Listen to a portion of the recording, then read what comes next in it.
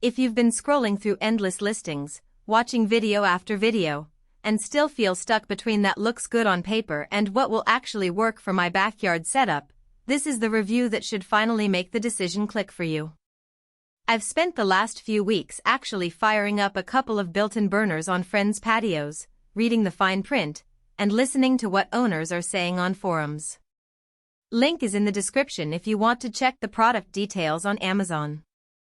Let's break down why the Napoleon 700 series power burner might be the piece you've been waiting for, or why it could end up as another dusty metal box in your shed. First off, the biggest hesitation people have with any built-in burner is whether the heat output translates into real cooking flexibility. The Napoleon model pushes 60,000 BTUs, which on paper sounds like enough power to sear a steak in seconds. In practice, that kind of fire shines when you're dealing with large volume cooking. Think a 12-quart pot of crab boil, a big pot of chile, or a steaming kettle for a crowd. I tried it last weekend with a seafood boil for 12 friends. The burner heated the 12-inch pot uniformly, and the water hit a rolling boil in under 5 minutes. The wave cooking grids, those wavy stainless steel bars, kept the pot stable and helped channel the flame for an even heat distribution.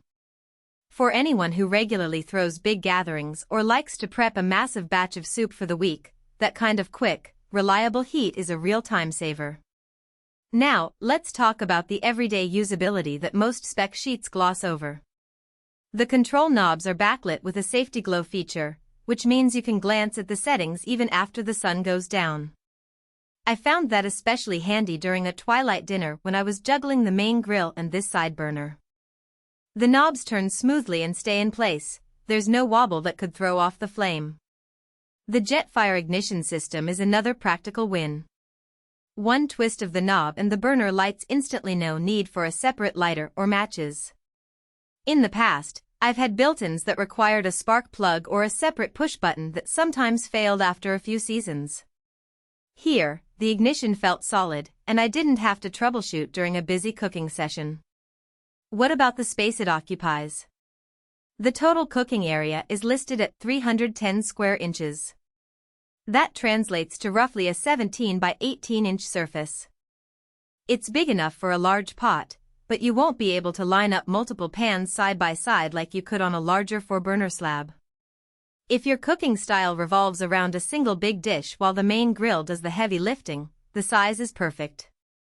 If you're hoping to run 2 sauces simultaneously or need a dedicated spot for a wok, you might find the surface a bit limiting.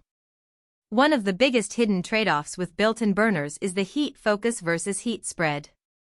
The Napoleon's wave grids channel the flame so you get a concentrated fire at the center, which is great for boiling or simmering large volumes. However, if you place a small skillet on the edge, you'll notice a cooler zone. That's not a flaw, it's just the way the design optimizes for volume cooking. So, if you're planning on doing delicate sautéing or pan-frying small items, you'll either need to move the pan toward the middle or accept a slower cook. In my test, a thin-sliced fish fillet cooked unevenly unless I shifted it frequently, something I'd recommend keeping in mind. Who should actually buy this burner? The sweet spot is anyone with an outdoor kitchen that already has a primary grill but lacks a dedicated high-output side burner. If you host seafood boils, large pot stews, or even holiday turkey brines, the 60,000 BTU output will cut down on cooking time dramatically. It also works well for families that want to keep a sauce simmering while the grill does the main protein. No more juggling a portable propane canister on the patio table. The stainless steel construction means it will hold up against the elements, and the wave grids are easy to clean with a quick rinse after a greasy sauce. On the flip side, skip it if you're a minimalist who only ever grills burgers, hot dogs, and a side of corn. For that use case, a simple portable burner or a smaller tabletop propane unit would be more cost-effective and take up less countertop real estate.